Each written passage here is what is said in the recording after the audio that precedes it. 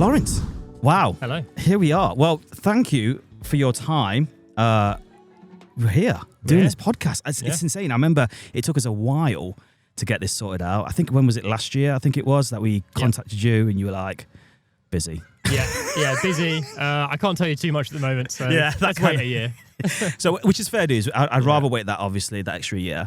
But we have to start off by saying, like, what an incredible park you have here. I mean, especially from the theme park enthusiasts, I don't think anyone says anything bad about it at all. I mean, from the gardens to the scenery to the rides, everything is just absolutely beautiful. My ego is just, I'm not going to get out the door, but thank you. That's very kind. No, we care a lot about the park, and we love seeing all the lovely comments. So yeah, thank you. It's a lot of hard work, very, very skilled professional team here that run the park. So I will never take all the credit because it's not my work necessarily, but it's a very, very good team, and we're very proud of the place. So thank you. Absolutely. Well, it's not obviously the rides itself, but the gardens. It's one of the things that a lot of people talk about. It's like, well, it is a theme park, it's not a garden centre. But I tell you what, absolutely stunning. Everyone's banging on about the hedges, how great they all are. Hedges, it's like, what about that coaster over there? No, it's about the hedges. It's like, done with a ruler, they are. Yeah, no. Done with a ruler. Yeah. I mean, like, obviously, how do you maintain that, like, the gardens itself? Have you got like a huge team that does it all? Yeah, so we got sort of about 10 team in the garden and a team of 10 in the ground. So grounds look after the mowing, they're looking after the hedges, the sort of day-to-day upkeep of the place, and then gardens are the people that do the landscaping and putting the flowers in the beds and designing that sort of area. And we've just started doing the summer bedding. So we have different types. We have spring, summer, and autumn winter bedding. Okay. So during the season, is there a bug on me? Yeah, there is a spider. Are you scared of spiders? No. Just wants to be on the stream. It's all right. It's all good. We'll take it off. It's all gone. Yeah. So we have quite a big team. So we have 10 in gardens, 10 in grounds, roughly, and grounds look after the mowing. So they do a lot of the sort of day-to-day upkeep. Nice. And they do the hedges, and they look after the sort of the whole area of the park. And then landscapes and gardens do the planting in the beds. Oh wow! So it's a huge operation then. Yeah. And we have different seasons as well. So we have spring, summer, and winter bedding. So we've just gone into summer now. So all the bedding gets taken out, right? And then a lot of the plants get put back in for summer, and then they get taken off. We have our own set of polytunnels. So all the plants are then kept on site and then reused for next year. So we don't have to buy new ones. Oh wow! I mean, it is. Even that is just a big operation, and the team are flat out doing that at the moment. Fair play to it, mate, because it does look genuinely beautiful. I mean, even from like, there's no litter about, everything's clean. It's just, it's a beautiful park. If I was to have a park, this is exactly how the standards would go by, 100%. We've obviously got to talk about yourself as well. Like, how long have you been in the operations for Paultons Park itself? What did you do beforehand? Have you always wanted to work in a theme park? Tell us. I want to know. Yeah, so my grandparents started the park in 1983. So I've always been a part of the park, and I've grown up here. It's always been a part of my life. So I've not always wanted to work here. There was points where I wanted to do different things, but I sort of got drawn back a little bit. I never went to university. Started working here in 2016, but when I was 14, 15, 16, I was working as a ride-op and in retail, and so working from the ground up, really. Started moving through the marketing team, and then eventually now sort of marketing director. That's mad, though. So looking after marketing and also all the technology as well that we have here at the park. I mean, the responsibility that you must have on it as well, it must be incredible, and from, like, I've always wondered, how long does it take you from an idea? So obviously we've got Ghostly Manor, we'll obviously talk a lot more about that later on, but Ghostly Manor, from getting the idea, sketching it all out, to actually building it, how long does that process take? So depending on the size of the project, 3 to 5 years probably. Wow, okay. So a long time. We sort of have a 5 to 7 year sort of roadmap, and then you start doing the design work, and there's a lot of about a year to 18 months work at least before anything starts being built or breaking ground. So Ghostly Manor, we had the first sort of pitch in 2023 from Lagatronics, who had this fantastic new concept, which is the Game Changer, in partnership with Mac Rides as well, of course. Yeah. And we thought, well, we've got the 4D cinema. We know it's not the most, it was the least used ride in the park. Okay, right. So it was the obvious choice for something to change. And it was a great space, but not big enough for your conventional trackless dark ride or, big immersive, people mover kind of style dark ride. So we needed something that would fit in that space, but give a long experience, and it hit the nail on the head, really. Do you do that though, like looking through like what works and what doesn't work, and you kind of like, well, how can we change that? Should we get rid of it or shall we revamp it? Do you go through that process during the years kind of vibe? Yeah, we're always looking at you're a business end of the day. You've got to look at your cost. You can't just keep on adding things because you're just going to increase your cost base. So yeah, we've taken out a few rides recently, Dragon Roundabout, and obviously River Rides, and Magma will go at the end of the year as well. So there is that constant churn, and we're always looking at what are the most popular rides, what are the older rides in the park, where is the space, where can we can make things better for the guests. I mean, I can't wait to get on it, Ghostly Manor, but I've heard nothing but high praises about it. I mean, is it a proud project that you've looked at from start to finish? You've kind of gone, you know what? Yeah, that's great. That's the kind of standard that we need. Yeah, it was probably the first project that I was properly involved in from the very start to the very end, from the very start concept designs. Obviously, Tornado Springs I was, but I wasn't as involved in the planning and the construction side of it. But a bit older, and was allowed to get involved a bit more, which was great. But yeah, really enjoyed it. It's been a fantastic process, and yeah, seeing these things when you open the booklet for the first time that the designers have done, thinking, wow, how are we going to build that? And you start thinking, that's going to be a lot of work, and can we do that? What do we need to change? And so you sort of go, well, why can't we do that? Well, how do we do that? Instead of thinking, well, we can't do that. You got to push yourself, and every time we do a project, we try and up the level. Absolutely. I mean, I do remember that walkway, and I remember seeing the construction walls around it all.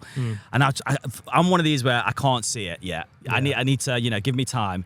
But now looking at it, it works so well. Yeah, it's absolutely stunning. Yeah, it really is. Redoing Show Street as well has been, it's really made a difference as well, because that was probably the worst area of the park in terms of the sort of pretty basic vinyl on the ply. So the plywood was all rotting behind it. So, was it? So we had to do. It was a bit of. We were sort of making it better, but we didn't want to completely change it. We didn't know what we wanted to do yet. So there was a lot of patching that went on in the off season for Show Street. But it was really good to get some proper pieces of artwork on there, and nice. It really looks good. Some proper cladding, so it looks really smart. But yeah, Ghostly Manor has been fantastic. Has there been any bumps in the road? Like you've kind of come across like, I don't know, a dodgy pipe underneath all the, and you're like, no, this is all gonna have to go back 2 months because we've got to sort this out. There's always moments like that. Even in the week before opening, we did some staff previews, and that was on the Wednesday or the Thursday before the Saturday it opened, and we were looking at the ride, and we came out and thought, It's not quite right. It's not quite right. My gosh. Yeah, there was some, it was the ride is very software based, of course. So you'd go in there and be like, and you'd look at these 5 guys, fantastic guys, but all just sat tapping on a laptop, and you're like, come on, Andy. Is anything happening? But obviously they were working very, very hard on the ride. But no, Lagatronics got it sorted, and credit to them, they worked through the night to sort it. Because they're a fantastic company, and they've made a fantastic ride along with Mac and obviously absolutely the theming company as well. Well, like I said, I cannot wait to get on that ride and to experience it, and so I can show and tell everyone my feelings about it all. I have to talk about one of the best themed areas in the park. It has to be around Tornado Springs. Oh my God, Storm Chaser, the ride itself. I think that changed my perspective of this park full stop the minute I went on it, because I came off going, that's a junior coaster? Yeah. Like, jeez. Yeah. You can get a 4-year-old on it. Mate, I nearly blacked out. It's incredible, yeah. I was like, this is intense. Yeah, it's a good fun ride. Yeah. Oh my gosh. I mean, that alone, incredible. I think that the level for that was amazing. I've never seen that amount of detail, especially in a small area. That I say not even a small area, it's quite a big area, but wow. Hats off to you, mate. Incredible. Yeah, thank you. Yeah, it was one of those projects that obviously was delayed a year from COVID, so we had a lot of time. We had a lot of time to work on it. An extra year, which you don't often get with a project. So, right. So we managed to put a lot of detail in there as well, which are really nice. But yeah, that coaster is phenomenal. I mean, that helix. You pull some G's on there. That's what I'm saying. I'm blacking out here. What's going on here? I think a lot of people don't quite expect it. They think, but actually, when you get on there, it's not the longest ride, but it packs a punch. I tell you what, it's got great operations. Yeah, huge operations. I'm gonna have to talk about obviously Paultons Park itself. Like we literally have discussed anyway, just off camera, saying like it's grown massively, and I think for you, I think Peppa Pig World. A huge investment for that, and it was a gamble because it is what it is, and I think it is the best thing you ever did. Would you agree? Undoubtedly, it's allowed us to do Tornado Springs, Lost Kingdom, and it's given us that opportunity. So we're very, very grateful for what Peppa's done for us, definitely. Are you gonna now change up now because there's a new addition to the family? Well, Evie's already out meeting guests. Oh, no way! Yeah. There you go. Yeah, Come down. Yeah, absolutely. Yeah, 1st of June, Evie was out with Mummy and Daddy Pig meeting guests, and that is been amazing. very popular. So yeah, hoping for a good year with Evie, the new arrival. That's absolutely incredible. What is your favourite area around the park? Would you say? Would you? At the moment, probably Tornado Springs. I've got a soft spot for Lost Kingdom because I think that's a really fun area. It's brilliant. With dinosaurs, and we're always adding new animatronics as well. You might not see them necessarily, but we do add new dinosaurs as well. And we've got a few plans to give it a bit of a refresh because it's right next to obviously the new area. Right. So we want to make sure it still has its own identity. So we've got a few plans to give it a bit of a refresh as well. Well, we are going to be talking about the new area very shortly. Can we talk about hotels quickly? It's the one thing that it's missing. Now, I actually was flicking through the website going, has Paultons Park got a hotel? And I genuinely thought you guys had. What's the plan? Are we investing in one? Or are we thinking about one? Yeah, or so we we've got very, very early stages of looking at not a hotel, but holiday lodges. So, nice. 85 to 95 units. So cool. there's a big space behind Cobra and Edge in that field there. Right. So perfect place for it. So we're currently going through the process because there's a planning application that we have to go in, probably not until next year now, but we're starting that ecology work and that environmental work to satisfy the planning application at the moment. So nice. Very early stages at the moment. A lot of work still to go. It's not something we've obviously ever done before, so apprehension, I think, is the key word. Making sure we get it right. We want to do everything to the best that we possibly can. Yeah, your standards are so high. Absolutely, I get that. Absolutely, yeah. So the idea is to do a sort of Scandinavian sort of theme. Oh, is that what? Okay. Yeah, so with a mixture of different accommodation types. So we're looking at hobbit houses, so underground lodges. Nice. A nice water body in the middle, tree houses. So I think it'll be a really nice. Wow. Area. So the idea is to make the park into a resort, but we're still looking probably 5 or 6 years away from. Oh, really? That so it's a long process. Yeah. So the planning application will take a while to go through. We've got to make sure we get that right as well, and make sure that we're ticking all the boxes we need to, and making sure that we're having a net gain on the environment rather than detracting from it. So we need to make sure we get that right. I was going to ask that, like, for the future, for the next 5 years. Obviously, do you know what? We might as well move on to next year because we came to was it Superfan Day? Yeah. I think it was last year. First it was, yeah. And it was when you was introducing obviously Ghostly Manor, and then you had a bit of a teaser for us all, and we were like, oh, here we go, and it was like steel and wood, and everyone was like, it's an RMC. I'll tell you what. Let's go. What was your reaction when you saw? You're like, reaction, no, it's not. My reaction was, I should have spotted that. To be honest, when the animation came through, we looked at it and thought, that's brilliant. That's really good. Vikings. Yeah. And, the inversion on the logo is going to work really well. I didn't quite go, it's steel and wood. So that wasn't part of the plan. I wasn't messing with you all, I promise. Well, we were all fooled. Yes. We were literally going frame by frame trying to figure out what could it be and this and that. But that was a really good day, that was. The new area itself, explain, man. It looks insane, dude. Yeah, it's exciting. It's another fantastic themed area inside Paultons. A different theme, Vikings. So we're going to obviously put our own twist on it because we're aware there's obviously Viking areas around the country at the moment. But it'll have its own Paultons twist on it. Some fantastic theming going in there. I was actually in Spain a couple of days ago looking at some of the theming that's being created. Wow, it looks so cool. It's really, really cool. Really excited. Sort of really big elements. We're getting lots of photos through, and it really, improves that, that excitement. Yeah. Really makes you excited seeing it all coming to life. So 2 new rides, obviously Ghostly Eurofighter and the Art Engineering Wild Swing. Retheme of Cobra, which will become Raven, and the removal of Magma and a new restaurant as well. So let's quite a big project. So let's go through it all then, Nap.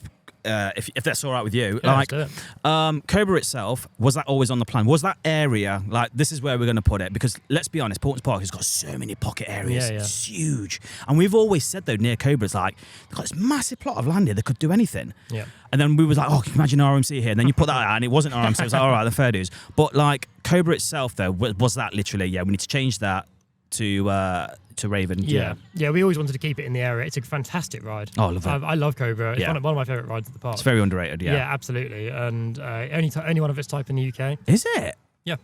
Oh, right, okay. Yeah, it would. Yeah, okay. Unless I got that wrong. Someone will correct me. But comments. I'm pretty sure there's no Ghostly bobsled elsewhere in the UK. Obviously, we've got other types of smaller bobsleigh coasters, but there isn't a Ghostly bobsled. Right. Okay. So only one of its type in the UK. Obviously quite an old ride, 2006. So not crazy old, but it'd be a 20th birthday. It'll have a new lease of life, a new colour scheme. We've already started work on making the station building more themed. Nice. So yeah, and it's a great ride, great for family, a proper family coaster that is. Yeah. Was it in the works though? Should we get rid of it because it's 20 years old, or shall we keep it and just, see how it works with it? Or what was like? No, it was always on plan to keep it. I don't think we ever really considered taking it away. It's too good a coaster to take away. There's nothing wrong with it, and looking for the general public's point of view, there's always people coming through. People always having children. You've always got a new audience and they look at the ride, and to them they won't know it's been installed 20 years ago. Yeah. So it's one of those that you give it a new lease of life, new theme, some new elements in there, new theming elements to enjoy. So yeah, it's going to be cool. Oh yeah, I'm really looking forward to the retheming, especially. Absolutely. Why Ghostly? Like, was that always? I don't know how long you've been planning this for. Maybe like you said, 3 to 4 years. Was it like this is the coaster we need? This is the next level stuff. Yeah, I think the Eurofighter is a really fun ride, and I know people have their reservations about them, but I think they're fun coasters, and we've got to look at things from a general public point of view and not just an enthusiast point of view. So sometimes it's hard a pill to swallow that. Yeah, but I know what you mean though. So I mean, unfortunately, you probably don't even make up 1% of our visitation. No offense. Yeah, no, I get it. We love engaging with you all and enjoy our conversations with you. But for the general public, they'll look at that. They'll see a really cool ride, intimidating ride, a ride for an older child. And actually, this ride wasn't actually that. It was a quicker turnaround in terms of decision for us. All right, okay. We actually only really made the decision back in early 2024. So only 2 years, and there aren't many manufacturers that can turn that quickly. Right. Because normally their books are 3 to 4 years ahead. So there was also that element that we had to, we felt we needed a ride for the older child. We wanted it in a themed area. We needed a ride of high quality. We've worked with Ghostly for a long time. Right. Obviously, we've done Eurofighters all over the world and think they're fun coasters. So and think the public will enjoy them. Is it a custom? Or yes, is it? Yeah. So it's literally started from the ground. ground. Right. Okay. It obviously goes underneath Cobra or Raven. So the fact that you're working with the manufacturer that built that ride as well, they have all the drawings, they have the CAD files to make sure that the envelopes are all correct with the columns and the track and stuff. So it does make that process easier too. Yeah, I think when they showed us that design, we were like, "That's cool. That's cool. That's the one. And it's a unique element. Going underneath a coaster and up through the middle of a helix. That's pretty unheard of. So. Oh my gosh! How many times are you going to say Cobra instead of Raven? Yeah, a lot. Yeah. Everyone's. We rethemed rides before. We had obviously Wave Runner, which is now Buffalo Falls. Yeah. So that took a few years to get used to. So Dino Chase was Flying Frog. So we've done it before. So we have to get used to it. But it's changing all the documentation and everything. I know. Here we go. Yeah. I know that the theme park community is really excited for it. The whole shebang. Obviously, we've got Edge. Yep. What was right next to it? Yep. Are we getting rid of that? Are we moving it? No, so Edge will stay where it is. It won't be rethemed. It won't be within Valgard, so it'll be outside the boundary of the area. Edge is a good ride. It was the first disco coaster in the UK back in 2008. So it's a ride that's at 1.2 meter height limit, so for a slightly older child. But we didn't feel the need to retheme it because we're not quite sure when, but it probably isn't a long-term hold at the park. Yeah, I get that. And it's a good spot there. It is right next to the accommodation as well, so we've got to take that into account. Right, okay. Because that hedge that it borders is right where the accommodation will be, so we've got to consider that too. So, there's a few things at play. Oh, I mean, I can't wait for it. I really can't, and I think it's the way forward for Paultons, and I think it's an incredible investment. I mean, with Edge itself, then was it literally like how come you didn't like retheme it? Was it just like? It wasn't the vibe for it. Or the space. You've got to draw a line somewhere. Yeah. The budget will only go so far. We could have spent hundreds of thousands of pounds retheming it and then see it go in 4 years. You've got to make that judgment. No, I get that. So it's one of those things. Obviously, it will stand out. We're aware of that. People might, but again, from the general public's point of view, they'll go in there. They'll enjoy the area. They'll go on Edge. They probably won't even realise. It's so true. It's so true.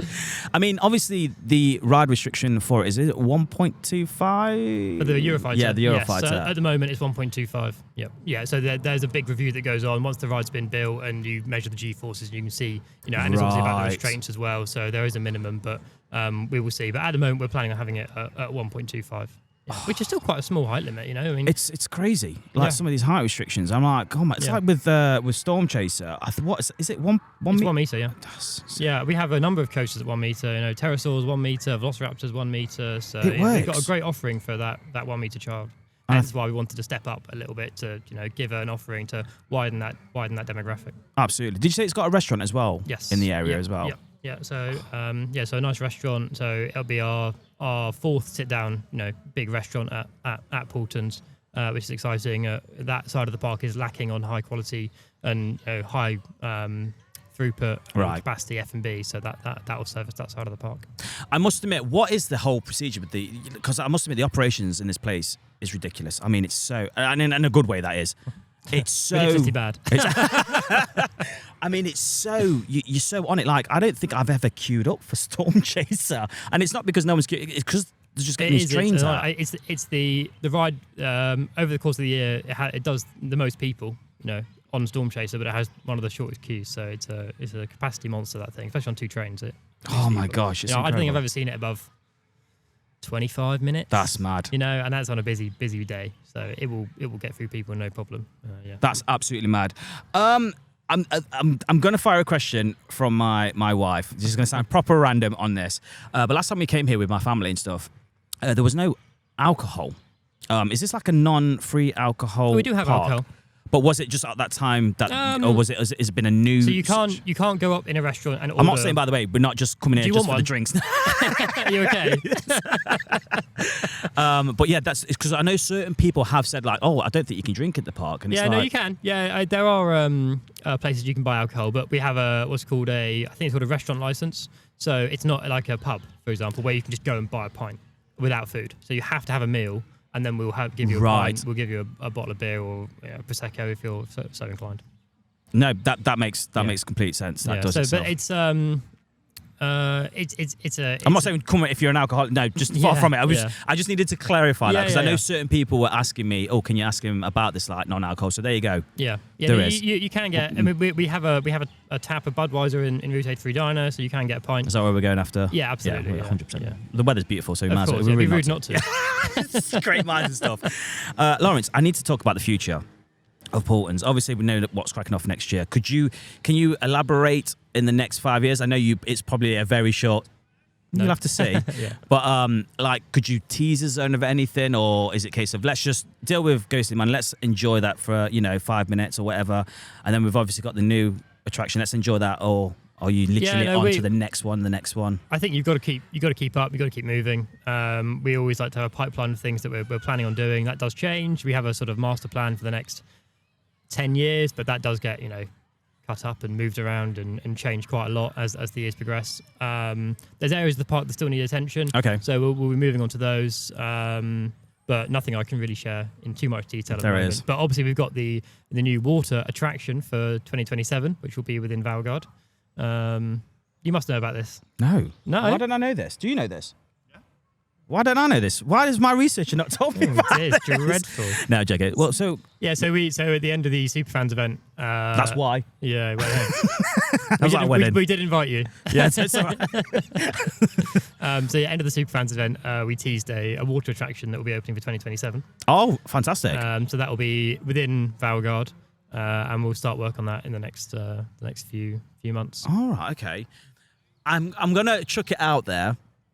If you was to bring back one ride from anywhere, what would it be? From any theme park, and put it here. Yeah. It's a tough one. It's a tough one. Yeah. I've done. Are you a dark ride or are you a roller coaster? Yeah, no, I like a good dark ride. Yeah. I love the Harry Potter one and Universal Forbidden Journey. That's fantastic. So good. And, obviously, Hagrid's I've said before, Hagrid's is one of my favourite coasters. I recently did Hyperion. Energylandia. Oh, that is I'm there next week. Yeah. Are you? Yeah. Brilliant. That is unreal, that thing. It is. And obviously, they've got a fantastic RMC there as well. I'm not going to fill the rumours by saying RMC. There's the hidden, ladies and gentlemen. But yeah, Zadра's an unbelievable coaster as well. But I think if it was any, just because we're in the New Forest, we have a restriction on our height. Oh, I didn't know that. Okay. Yeah, so we can build to 25 metres. So there is right. So I think for me, because there is that restriction, I'd want to put, if I could bring any ride here, I'd put a 70-meter thing. Right. But we can't. So we've got to be quite creative of how we do the rides and choose. And hence why we did the Eurofighter, because you get the vertical drop, you get a nice element on the drop, Of course. and it's a very compact ride as well. Of course. And you take a very small amount of space for the lift hill. So. Wow. Yeah. Okay. I never knew that. That's mad. Yeah. Just a quick question actually on the new ride for the restraints. Was it always in the case of having? Oh, the restraints. Yeah, the old. I wouldn't say the old restraints, the regular restraints. Yeah, they're over the shoulders. Yeah. Did you not want it to go through the whole lap? Because I know a lot of your rides are all lap bars. Yeah, we have a few. I mean, but they are. Yeah, so we have cycle native over the shoulder restraints, and the thing about this coaster is that it's that transition sort of coaster between the 6-7-year-olds that they want to go on their first inversing roller coaster or first big roller coaster. Parents, and a lot of parents that I've spoken to have agreed with what we've done and said, I would feel a lot more comfortable putting my young child on that roller coaster with over the shoulder restraints. As enthusiasts, as people in the industry, we know there's no problem with a lap bar, and yes, it gives that great experience, and you feel very free. Just for the enthusiasts, by the way. Yeah, exactly. Yeah. But if it means that 45-50% more people go on the roller coaster, absolutely, mate, we think that's the right decision. So so that's why. And Ghostly have redesigned the over the shoulder restraint. Oh, right. Okay. There is a new version of it that's been that is in parks in Denmark and in France. And there's one in the US as well, with a slightly narrower padding around the top, and the pressure's more on your hips as well. So. I mean, overall, what is it like working? I wouldn't even say work because it's not work, is it? It's great though what you do. Like in the best theme park, family theme park in the UK. What's that like? Like. Yeah, I mean it's because didn't you win an award? We went to the award ceremony. I don't know if you were there. Were you? No, there? I didn't go. No, the marketing team went. Yeah. No, yeah. You did you win? Yeah, we won best theme park for families. That was it. Yeah. So what? That must have been a big flex. Nice to be recognised. Absolutely. It's obviously there's pressure, and we put pressure on ourselves to make sure that we retain that, and we are still the best theme park for families. In the years to come.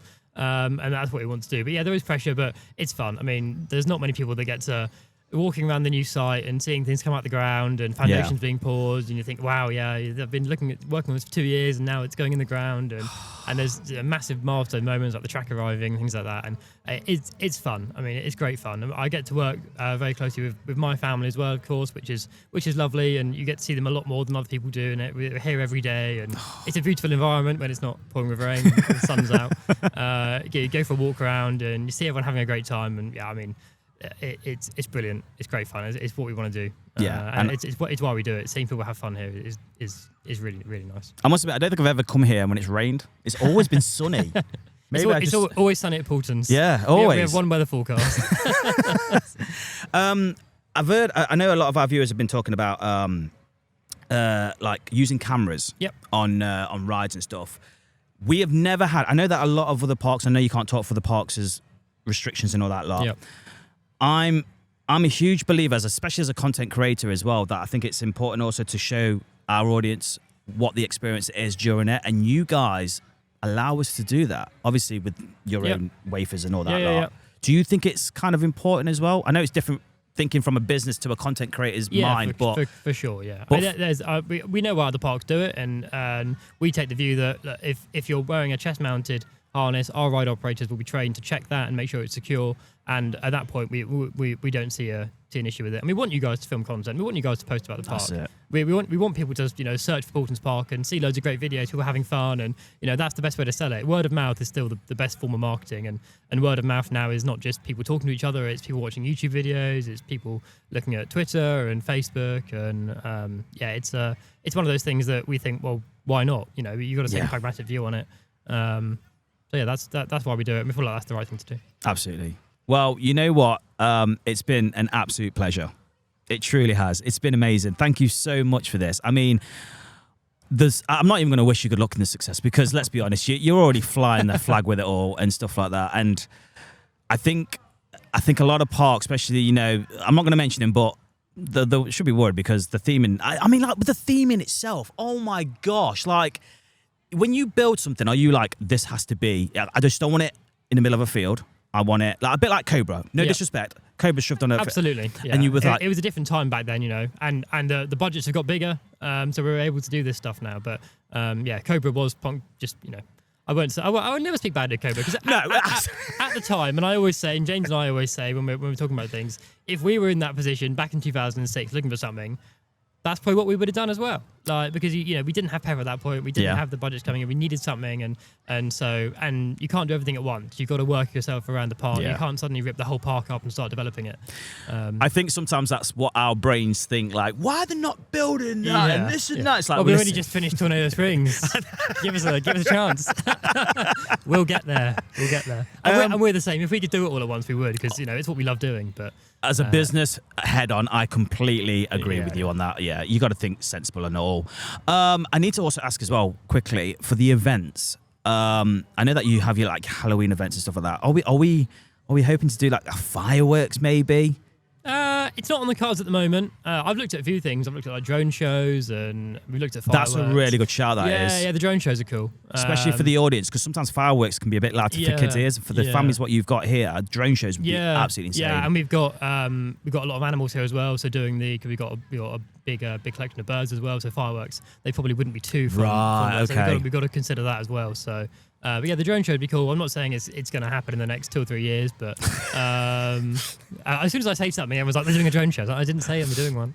You've heard it first now. Yeah, exactly. Yeah. We looked at it. But then, obviously the events stuff, we do our great Halloween event, and we do the evenings as well, the 3 late nights, which are really, really popular with annual pass holders and guests alike. So obviously we're actually changing for this year. We're opening for the first time between Christmas and New Year. So right, okay. So we've never done that before. So it's a new thing for this year, actually. So we now open on Christmas. Previously, we would close Christmas Eve. We wouldn't be open. Right. And we wouldn't open again until February half term. Right. But we've looked at now. We think it's could be quite a busy period between a lot of other parks open in that period. We'll have a great offering. So from the 27th through to the 3rd of January, we'll be open now. So if you're looking for some coasters to go on. Wow. After Christmas. I wonder why that is. Like, no, not why you're doing it, but I don't understand. Especially we found out as well with the UK that theme parks just don't open in the winter. Is it literally the maintenance of it all, keeping them rides? It is a lot of the maintenance. It's got to be worthwhile to open the park. And if it's not, if your audience is slightly older and they're at school and you're not going to get that visitation, then there's not much. I agree there wouldn't be much point in opening, but there's a lot of maintenance to do in a place like this. We do a lot through the year as well. We have our maintenance schedule posted on the website. Right. So for example, Carousel's closed this week. Oh right, to do okay. Annual maintenance. So we close the ride for a week, do the annual maintenance, and reopen it. It just gives us less. I love that. It just gives us less to do over the. It's one less ride for guests, but we post it at least a year in advance on the website, right. so Oh, people wow. know about it. So we try and be nice and transparent with that as well. But we never shut the coasters or anything like that. It's a Viking boat or pirate ship or something like that. We'll close. It just gives us more time to work on the coasters because Storm Chaser takes a month to do its annual inspection. Wow. It's 2 or 3 engineers for a month. So the train gets stripped and all the bolts get checked and the train gets NDT tested and then rebuilt, and there's a lot of work. And then we've got Pterosaur as well is the same. So that's why we closed Lost Kingdom in November, because the whole of Lost Kingdom gets its annual inspection in November. I love that. So you've got to be clever and then be able to open in the periods that where you're going to make the money essentially. Well, like I said, Lawrence, your head is so screwed on with your shoulders, mate, and I literally hats off to you, mate. I give you your flowers for everything that you have done. I mean, I can't take all the credit. I mean, no. I know. As a collective team, absolutely. Of Paultons we Park. have a fantastic management team here as well.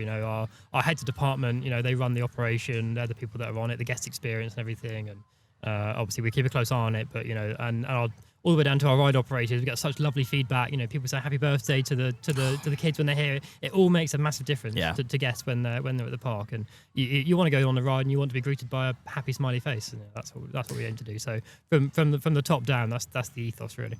Mate, I can't thank you enough for this. You know what I mean? And what you've created, kind of.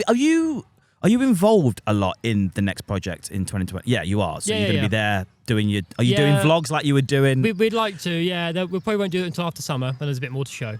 If you ever need a podcast, if you need us to come down to... Podcast from the site or something. Yeah. Oh my God, that would be amazing. Yeah. No, you've heard it first. No, I'm joking. But I think all I can say is good luck for the future. You don't need it. It's been an absolute pleasure.